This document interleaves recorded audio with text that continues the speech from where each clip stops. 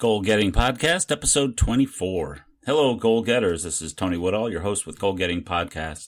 Today's podcast is brought to you by Audible.com. Get a free audiobook download and 30-day free trial at goalgettingbook.com, where there's over 180,000 titles to choose from for your iPhone, Android, Kindle, or other MP3 player. Thank you and enjoy the show. Hard work beats talent when talent doesn't want to work hard. Hello, goal getters. This is Tony Woodall, your host for Goal Getting Podcast. Welcome to this episode.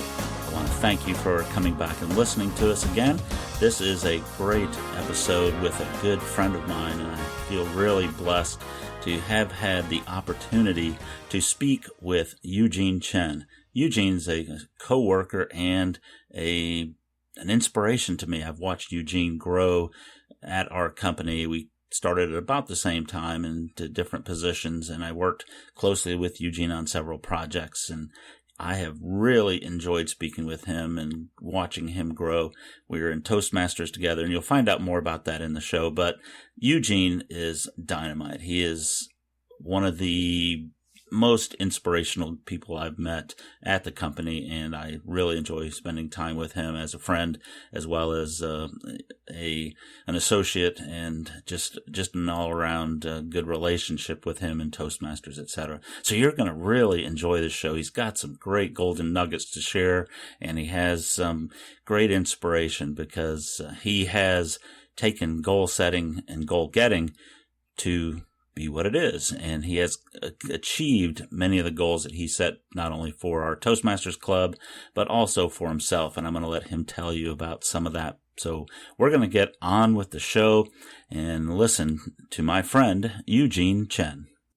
Good morning, goal getters, and this is your host, Tony Woodall with Goal Getting Podcast, and this is a live interview with a great friend of mine and fellow Toastmasters and co-worker, Mr. Eugene Chen. Eugene is I can't even say it. Eugene is such a dynamo and dynamic person here at our office, and has done so many phenomenal things that has just impressed me completely with this man, and I just had to have him on our show because he is a go-getter and a goal-getter. He has set and achieved and got the goals that he set here for our Toastmasters Club. We are both Toastmasters and have been officers in our club recently, and Eugene is just a phenomenal person in general, but he's just done some great things for our club.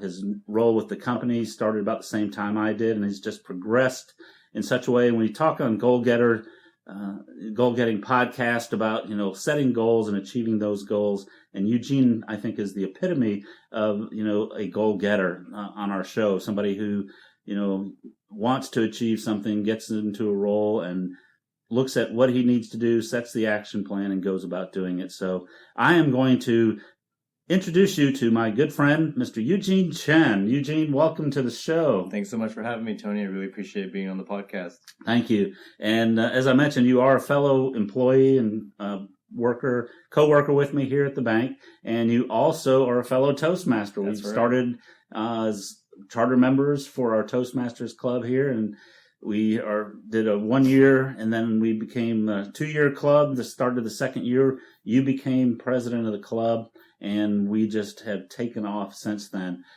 The club has grown tremendously, both in achieving goals and things like that. So we're going to talk about, Toastmasters and how you, help that club achieve certain goals, how you've achieved goals in your career. You've recently had a new promotion. We'll talk about that soon. And I want to get you to tell us a little bit about yourself. Where are you from? What do you do? And how are you doing today? Sure. I'm doing great. So I'm from the Bay Area, grew up in the South Bay in a small town called Saratoga. And I actually went to school in San Diego where I studied economics, became really interested in working in banking. Ironically, got out of school at a very turbulent time. So I graduated in 2008 at the height of the financial crisis.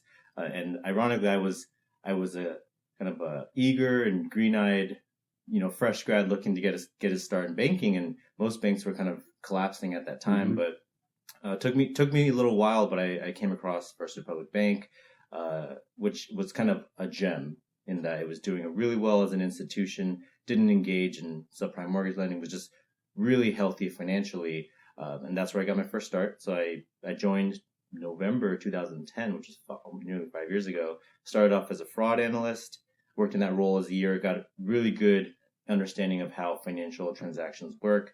Then I stepped into my second role at the bank, which was a team internally known as the Evil Experts. We were a cross-functional group that touched every department within this bank. We were kind of like the concierge of the bank. Yeah. So I remember when that started. I think it's probably where we first met. That's where we first met. That was our first encounter, because you helped me with all of my on-base questions. Right. But basically, we were a team of varying skill sets. We all had different subject matters that we were knowledgeable in, and we would help direct employees to the right departments when they had, urgent issues, escalated issues, things like that.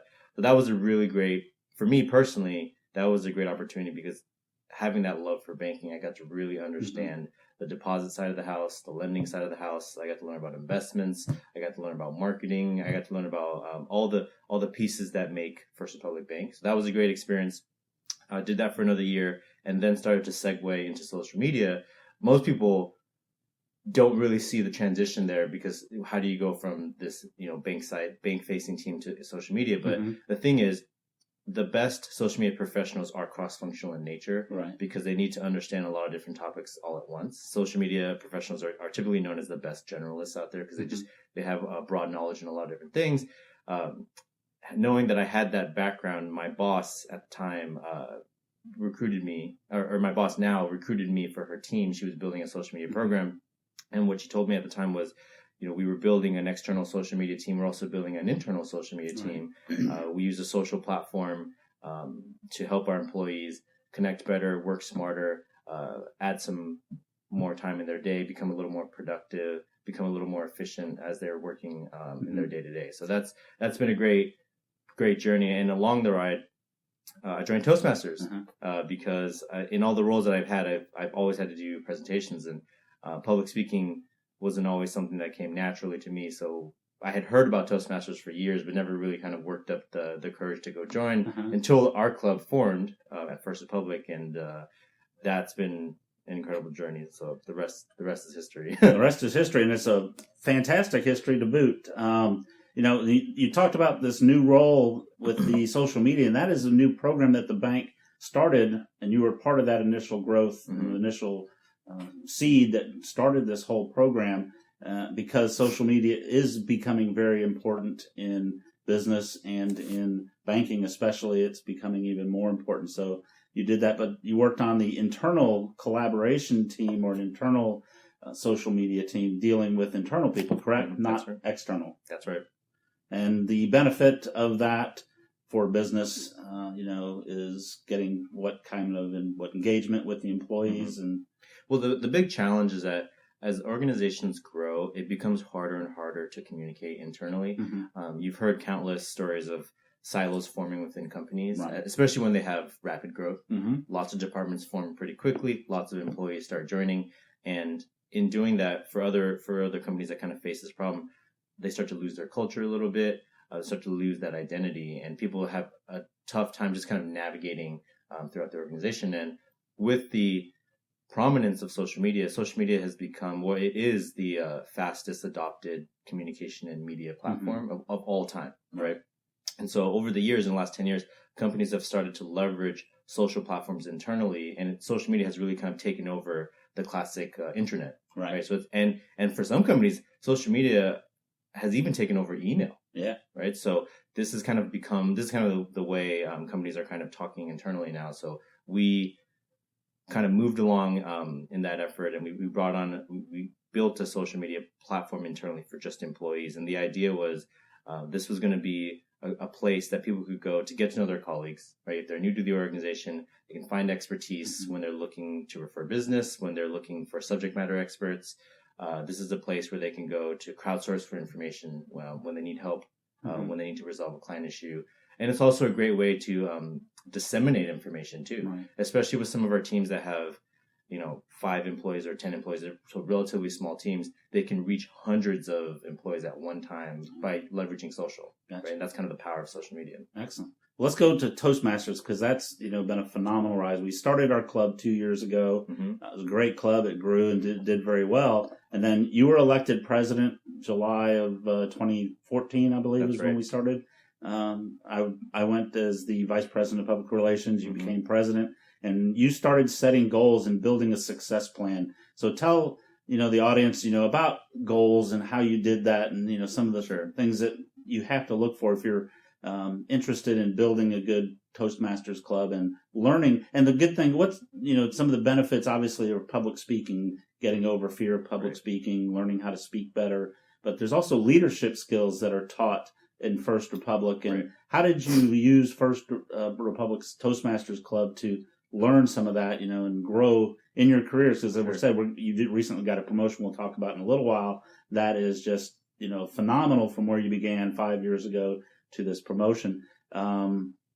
It's just, again, not a not a rapid rise, but it's been a short time. But it just, you have driven your goals for Toastmasters, both not in only your speaking ability, which has improved phenomenally since you started, also your leadership abilities, I think, have grown tremendously because of Toastmasters. So tell us a little bit about the rise of the club from where it was to what it is today, and tell us about your successes. So we had been in the club for about a year, and at that time, I remember my boss tells me that I needed to pick up some leadership skills because in my role at the bank, I had to do a lot of training. I had to recruit a lot of people to kind of support our cause, our internal movement to adopt this new way of doing work. And so we had to build some leadership skills. And I remember thinking at the time, how do you, people can say that they're good leaders, but how do you prove that, right? How do you prove that? And then the opportunity came at the end of our first year in Toastmasters where we were doing officer elections. And I realized that if I run for president, that could be kind of a way to kind of build up those skills and be able to showcase to my boss and to others that, hey, I'm working towards building those leadership skills and becoming a good leader. So I ran for office. I was elected president. And I remember at that time, I stepped into the role of president of the club. And the next question was, okay, what do I do now? And I had no idea. And we were a young club at the time. We had a good first year, but a lot of clubs, the first 3 years are kind of the formidable years, right? Because you start this new club and you don't want it to fail within the first year. So you have to keep it going. And I started thinking about, okay, how do we take this club to the next level? And luckily for me, Toastmasters actually provides a set of goals that if a club can actually go out and accomplish these goals, typically they're high quality clubs, or they become high quality clubs, or they set the precedent of always being a high quality and elite club. And those goals are kind of in the areas of administration, education, membership. So in other words, are you paying the bills on time? Are you getting your officers trained? Are you getting people to reach their education goals by completing their speeches and taking on leadership roles? And then are you growing the club? Are you bringing in new members? So Toastmasters kind of provided me a list of goals that I was out to kind of go and achieve. But then the next question is, well, what do I need to do to get those goals, right? And I learned along the way that whenever you're facing big tasks, you got to break them down into smaller tasks, right? So, for example, how do we grow membership? Our membership goal last year was to bring on 8 people, which at first glance that seems like a large number, right? How do you bring in 8 new members? Well, how do you bring 1 new member, right? Let's start with 1 person, and what are the ways with which we can get people into our club?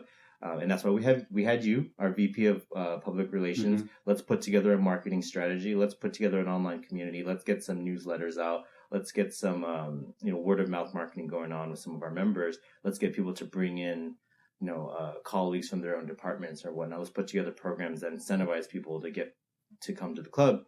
So you take these big tasks, you break them down into small tasks, and also you have to lay out a plan, right? So you have to do a lot of planning, and this is something that I actually got from your book about goal getting. The thing is, things don't happen overnight. So when I stepped into the officer role, you don't just acquire 8 new members. You don't just put people through their speeches in 1 day or 1 week. It's going to take an entire year. So you kind of have to map out exactly how it's going to work and where you want to be at various milestones. So at the 3-month mark, the 6-month mark, the 9-month mark, what do we want the club to look like at that time? And this is actually a really fun exercise because once you kind of put together that roadmap, now all of a sudden you have a plan, right? So that's kind of the first piece, putting together the plan. I think most people don't do enough of that. I think maybe it's because they don't understand that framework and they get overwhelmed with a task that they feel is too big for them, right? So you have to break it down into smaller tasks and expand it out and put together an action plan, right? That's what you typically call it. Then there's also a big element of teamwork too, because one person can't do it all, right? And that's why we had a team, right? We had someone managing our marketing efforts. We had someone managing our membership efforts. We had someone managing our education efforts.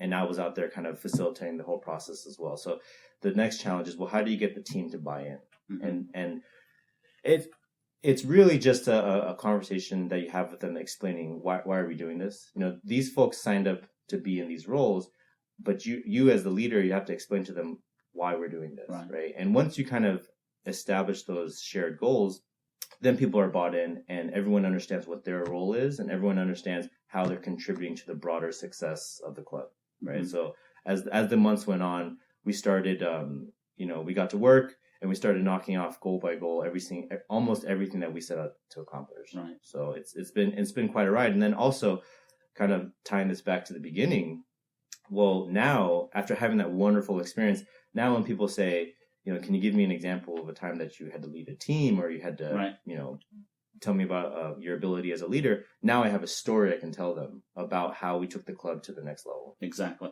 And I think you've done a great explanation there of, explaining how these tools that you have and using the skills that you learned through Toastmasters allowed you to work with a team. You managed the team. You were able to get buy-in, which is important in leadership, getting people on the same set of goals. And that shows a true leader if you can, get the people that are working with you to buy into it and become part of the same shared goals that you have as a club, a team, a business, or whatever. Right. And those are some great skills that you can learn through Toastmasters. Yep. Along with public speaking. Now, you also are an award-winning public speaker as well. Just to let everybody know, you went to division for our division. Oh, district, actually. District, actually, yeah.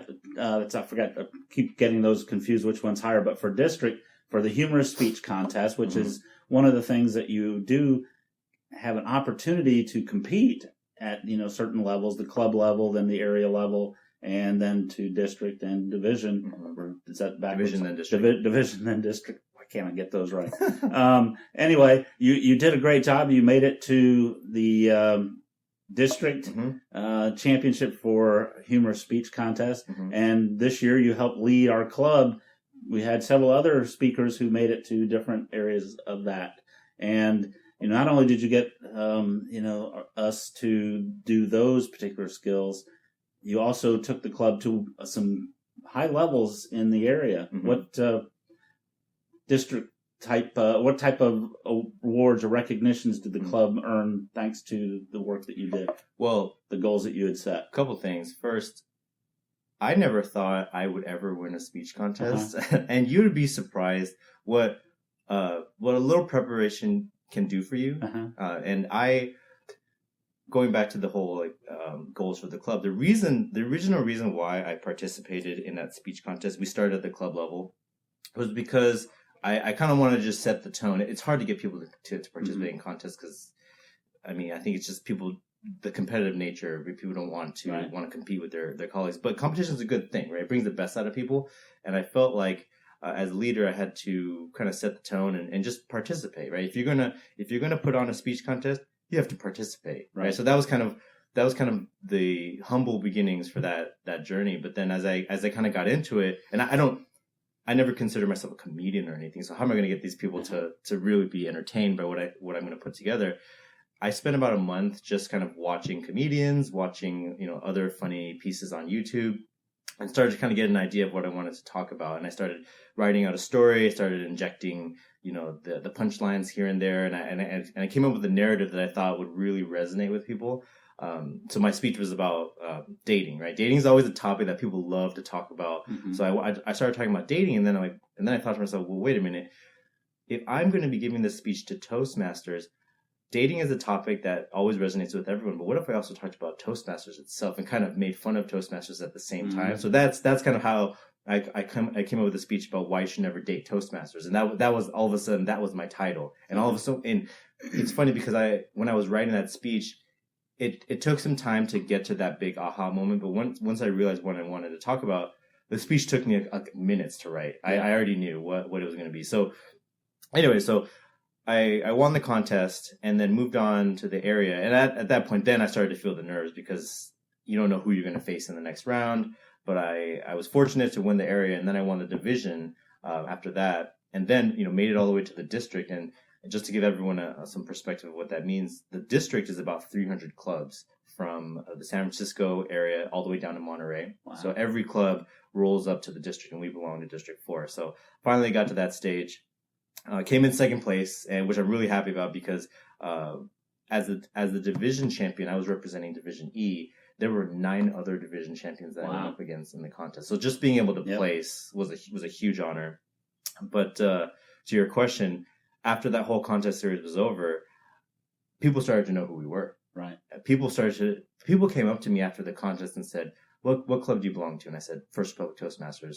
And they said, "We want to come visit your club because as representing First Republic, all of a sudden people are curious, like, what other speakers do you guys have? You guys must have a good culture. You must have some pretty talented speakers. We'd love to come by." And I get inquiries all the time for people who want to come by and visit. And I let them know that, our doors are always open if you want to come visit. So, and I've also heard that other clubs started talking about us. And just because we were this little club nobody knew about, and we made it all the way to the district. So just having that, being able to have that visibility, and now that awareness of our club, that was really the biggest benefit for us after that whole contest series. Excellent. Yeah, and we have, like I said, under your leadership as president, we went to become a district select club or distinguished club, distinguished club, which is one of the top levels within Toastmasters organizations for the different regions and stuff that they have. So thank you as a member of the club. You've done a great job last year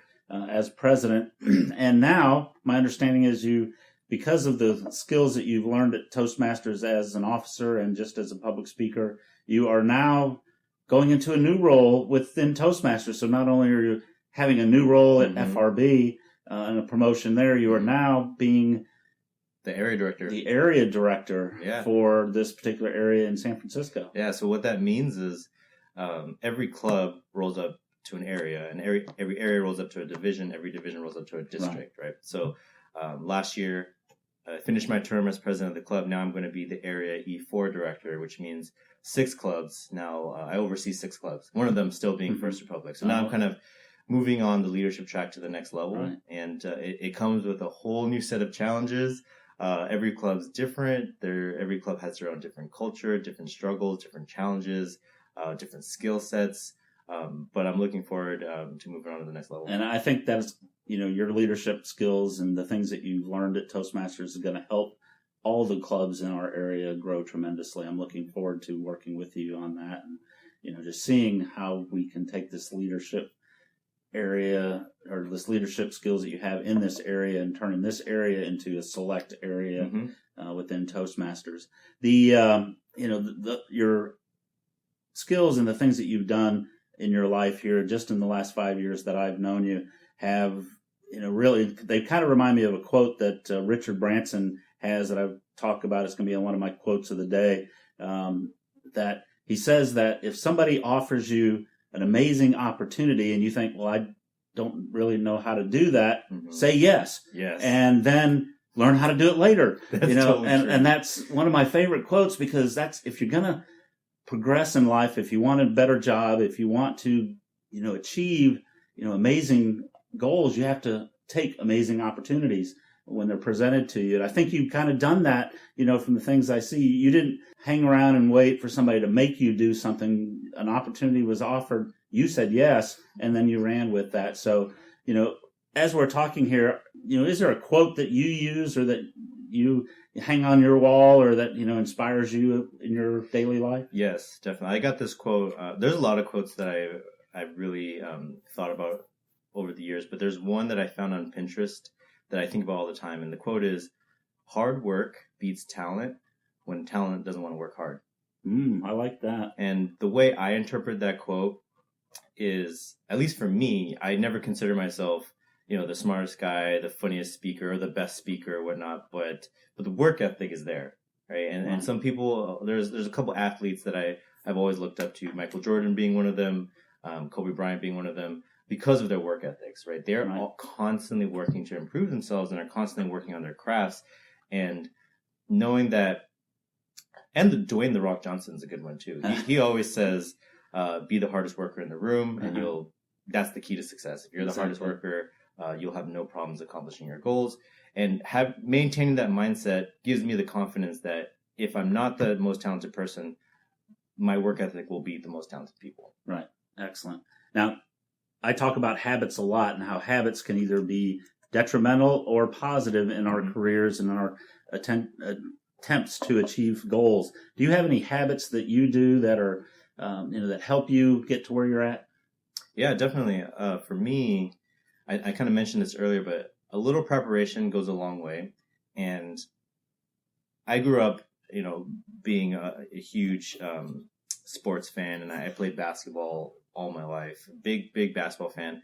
And, before a game, you have, your pregame warm-ups, your pregame routines, things like that. And I've taken that framework into everything I do here. So whenever I give a public speech, whenever I go into a meeting or something of, big importance, like I'll take 30 minutes beforehand to just get mentally ready, right? And in that exercise, it's a little bit of kind of calming myself down, working out the nerves, a lot of visualization, something that I also got from your book. If you visualize yourself doing the task, you're going to be successful.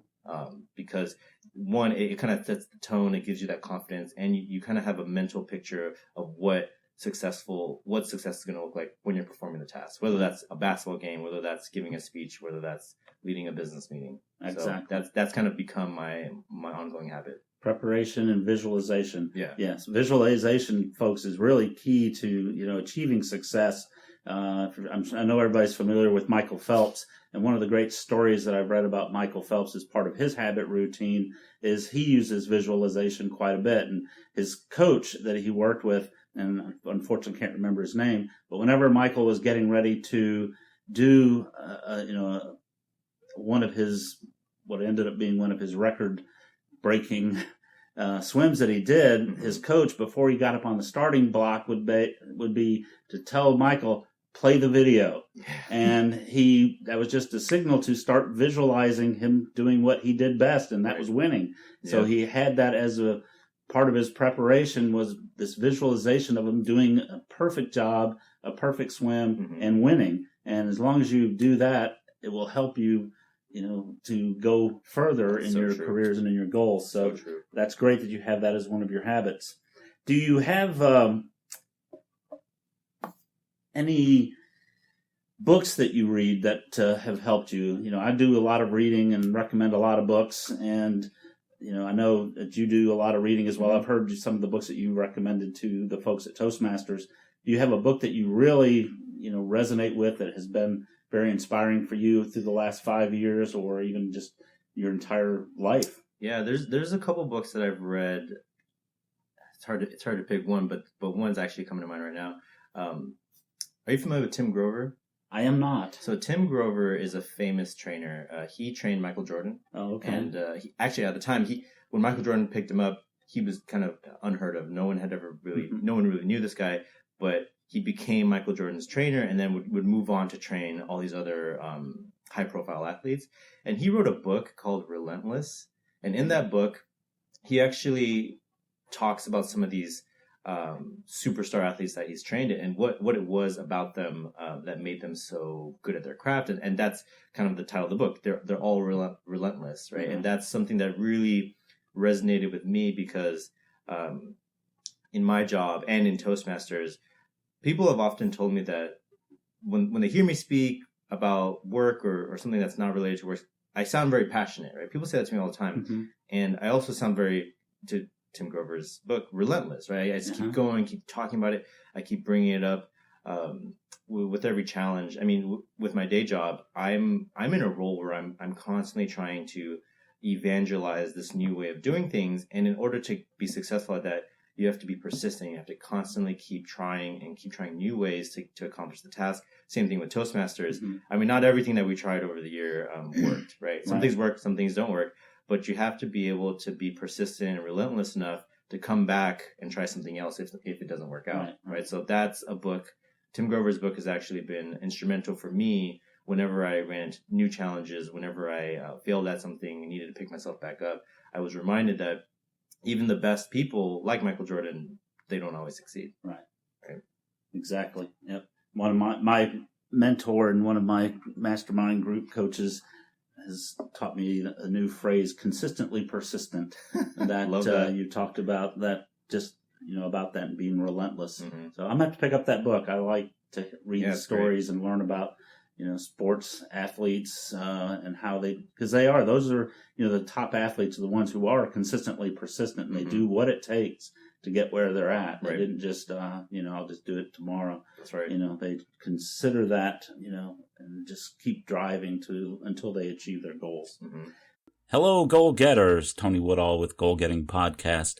I wanted to let you know that the book that Eugene just recommended by Tim Grover, Relentless, is also available on audible.com. And for you, the listeners of Goal Getting Podcast, Audible is offering a free audiobook download with a free 30-day trial to give you the opportunity to check out their service. I have not read that book, and I'm going to have to check that out, but many of the books I do read are from audible.com, and I encourage you to download your free audiobook today by going to goalgettingbook.com. Again, that's goalgettingbook.com for your free audiobook, and you can get that download. Thank you, and have a great day. As you're going through your life here at FRB and in Toastmasters, and do you have any piece of advice that somebody gave you that just resonates with you and has helped drive you to be successful? That's a good question. I've been given a lot of pieces of advice over the years, but one piece of advice that I still think about to this day came from my current boss. Mm-hmm. She was telling me that, and I know this is going to sound a little bit silly at first, but I'll give an explanation. She always says, you have to be yourself, right? A lot of people kind of maintain this two-persona lifestyle where when they're at work or when they're in the professional world, they act a certain way. When they're in their personal lives, they act a certain way. Right? And those two personalities are most of the time very different. Mm-hmm. And my boss told me, she said, if you want to be successful, you got to find a way to make those two personalities become one. And at first I didn't really understand what she was saying at the time, right? But I thought about it and I realized that that's kind of the key to success, at least for me, because even when I'm giving my public speeches or when I'm giving my presentations, I stopped giving kind of standard robotic presentations a long time ago. A lot of people, when they give presentations and they're not really well trained, they do a lot of practice and it gets them to a point where they feel comfortable enough giving a presentation. Right. But over time, my personality really started to come out, right? So when you hear me speak, it sounds like me. It doesn't sound like, like a face that I'm putting on, right? It really becomes my personality. And that's, I think, what elevates people to the next level, right? And when I'm at work, people feel like they really have gotten to know me. They have a relationship with me, like you and me. We're friends. People it doesn't feel like we're coworkers, right? Like exactly. We're just coworkers. So that I didn't understand the piece of advice at first, but over the years I realized it is important when you can blend both worlds together. Right.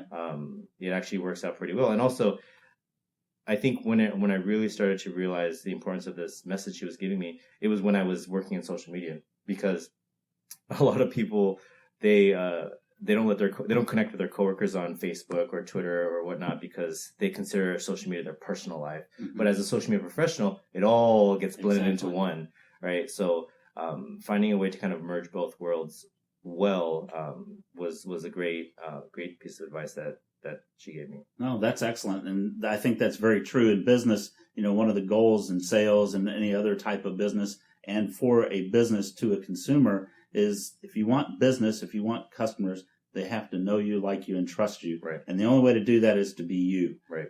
If you're somebody else, that will come out. People will see that. People will recognize that. And, especially in social media, it's exposed world out there these days, so you have to be very careful with that. Right. So that's an excellent piece of advice, and you, I think, have taken that to heart and have done a great job, because I feel like I know you as you are, and that I think that comes across in that leadership that you have, and that is also in the leadership role with people, getting them to buy in. You have to build that know me, like me, trust me part to be able to make that work and to drive that change in a new business, and even getting people to hire you and promote you and things like that. If you don't have that, if you're not you, it won't work. Very true. I think that's a great piece of advice your current boss gave you. And the other thing that your current boss just gave you, I understand, is a promotion. That's right. So I would like to congratulate you. And again, folks, if you're working on a career, pay attention to the things that Eugene has said today, because, I know when I started my career years ago, I wanted to excel, and I wanted to, get out of my dead-end jobs that I had at the time, and I wanted to become, a much higher paid person and things like that. And, Eugene has done that. I mean, he came in the bank as a fraud analyst right out of college. Mm-hmm. And today you are now, what is your title? Director of Enterprise Collaboration. Director of Enterprise Collaboration, folks. Again, not a meteoric rise, but, he's worked for it, and he did what he had to do to achieve his goals. And he now has been successful at that and achieved, the goal of heading the department that he helped create. That's right. And helped build, and is still doing a great job.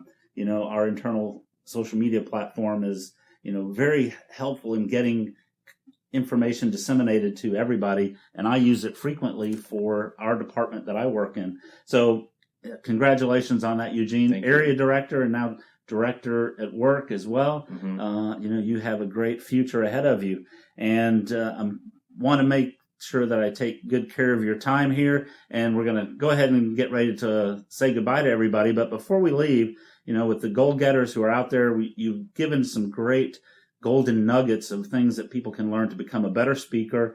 Go to Toastmasters. That will help you if you have a fear of public speaking. That will help you get over that, I believe. It's helped me become a much better speaker, and harness any fears that I have. We all still have them, but we're able to handle them much easier.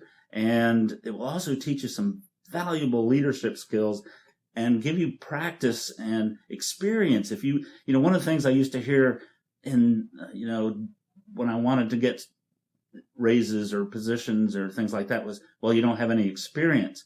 If you want to get experience, join Toastmasters, because it will give you speaking experience. It will give you presentation experience. It will give you leadership skills and experience. That's right. Real live practice. And Eugene's a testament to that, and some of the things that he's accomplished at our Toastmasters club. So join Toastmasters and become active as an officer and learning those particular programs.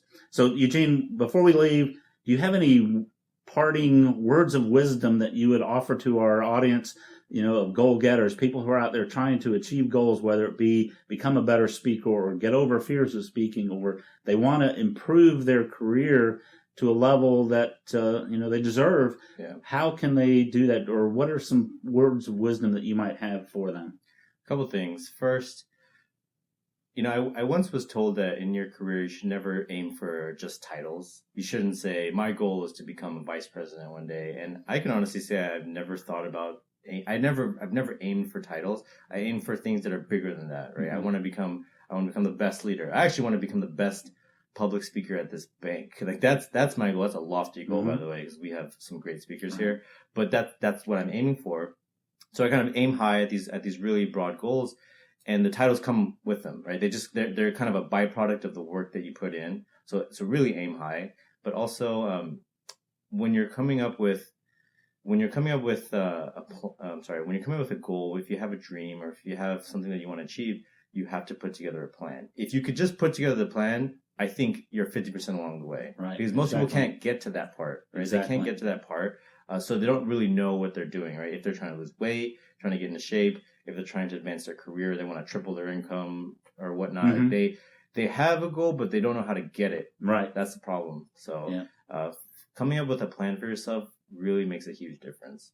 Excellent words of wisdom. And speaking of tripling your income, JJ Hanley, who's our outgoing area director that Eugene's going to be replacing came and did a speech at our awards night. And he started that off with, wouldn't you like to triple your income? Join Toastmasters. And as part of his speech. And it was really funny because I guess that week Eugene got a promotion to area director of Enterprise Collaboration. Thank you. And I think you have tripled your income since I started. Since you started. So that is just phenomenal. What setting goals that you want to achieve and achieving them, and utilizing Toastmasters and the things that you can learn there can show you. So I think that was kind of prophetic. Seriously, it was perfect timing. Yeah, perfect timing. It was. So, Eugene, thank you so much for being on the show today, and I appreciate your time, and I appreciate the inspiration that you've been to me. Just watching you grow in Toastmasters and in your career, it just inspires me to be better at what I do, and also to be better at Toastmasters. I strive to be as good as you, and it's amazing. I'm going out for the humor speech contest. And I'm glad that you're the area director now, because you can't enter this year because you beat me last year. Well, actually, you didn't participate last year. That's right. I didn't participate. I couldn't make it. I was out of town. So yes, but I think you would have beat me anyway. This is going to be your year, Tony. So anyway, thank you, and I do appreciate it. And goal getters, thank you for joining us today. If you want to go to our show notes, goalgettingpodcast.com/Eugene, EUGENE, and you can read, about the show itself, and we'll have links to the book and the quote that Eugene gave us that just inspires him, so you can have that and maybe put it up on your wall. But again, go to the show notes if you want to leave Eugene a comment, any questions for Eugene, please go to goalgettingpodcast.com/Eugene, EUGENE, and he will respond to any of the comments that you have out there. I'll make sure he gets them. And we appreciate you, and I appreciate you listening. Thank you so much, and have a wonderful day. Wow, goal getters, that was really exciting. Eugene just really handed us a lot of golden nuggets on goal getting, goal setting, goal achievement. Eugene has done it. He's gone from Toastmaster to Goal Master. And again, he is a dynamic individual. I love working with Eugene on the projects that we do in Toastmasters, and just watching him excel in his internal community manager role that he's had, and now the director of Enterprise Collaboration. Eugene, just keep going, my friend, and I think you're going to really do well in life. So young, so bright, and just really full of life. I love watching him. So have a great day, folks. I really want to thank you for listening. If you would come back to our show notes at goalgettingpodcast.com/Eugene, EUGENE in lowercase, you'll be able to see the show notes. And I'm going to put what I call a podcast upgrade on our podcast upgrades page for you to go and download. You can go to goalgettingpodcast.com/upgrades, and I'll have notes from the points that Eugene has talked about on the show, and you'll be able to pick those up on that page. That's goalgettingpodcast.com/upgrades, and you will be able to download those. After you leave your email address, we'll send them to you through email. I appreciate you listening, and hope you enjoy what Eugene has provided today. If you like our show, please tell your friends. Please let them know that we're out here at goalgettingpodcast.com on iTunes, Stitcher, and SoundCloud. You can find us there, and we love having good listeners. And if you have something you want to share with Eugene, please leave it in the comments on the show notes at goalgettingpodcast.com/Eugene. We'll get the information to Eugene, and he'll reply back to your comments, questions, suggestions, etc. If you're interested in Toastmasters, go to Toastmasters website at toastmasters.org.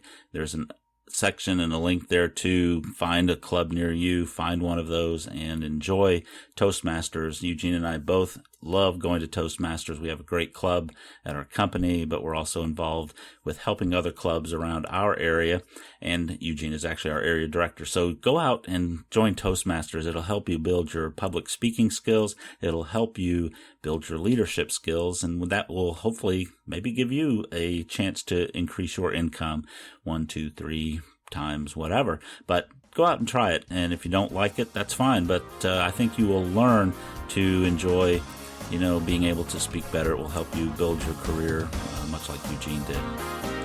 Thank you very much for being with us today, and we hope you enjoyed listening. Have a good day.